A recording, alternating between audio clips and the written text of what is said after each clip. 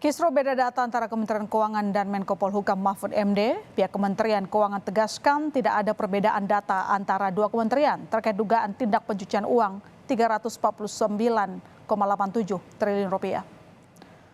Wakil Menteri Keuangan Suhasil Nazara menjelaskan tidak ada perbedaan data antara data yang disampaikan Menteri Keuangan Sri Mulyani di Komisi 11 DPR dan yang disampaikan Menko Polhukam Mahfud MD di Komisi 3 DPR terkait dugaan tindak pencucian uang 349 triliun rupiah yang melibatkan 491 pegawai Kemenkyu.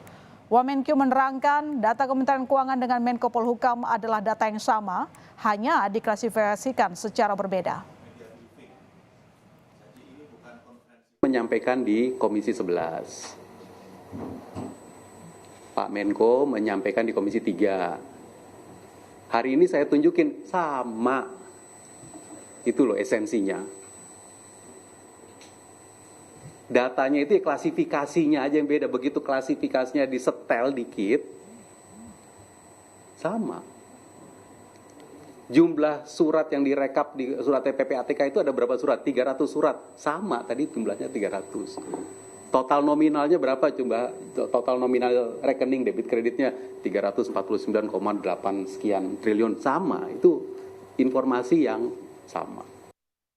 Adapun Menteri Koordinator Bidang Politik Hukum dan Keamanan Menko Polhukam Mahfud MD langsung merespons pernyataan pihak Kementerian Keuangan yang meluruskan kesamaan data dugaan TTPU 349 triliun rupiah. Mahfud menegaskan setelah masalah data selesai maka tinggal menunggu proses hukumnya. Melalui akun Twitternya, Menko Polhukam Mahfud MD mengatakan, akhirnya clear kan? Wamenkyu mengakui tidak ada perbedaan data antara Kemenkyu dan Menko Polhukam, PPATK tentang dugaan pencucian uang. Angka agregat 349 triliun dengan 300 surat. Bedanya hanya cara memilah data. Itu yang saya bilang di DPR. Sekarang tinggal penegakan hukumnya.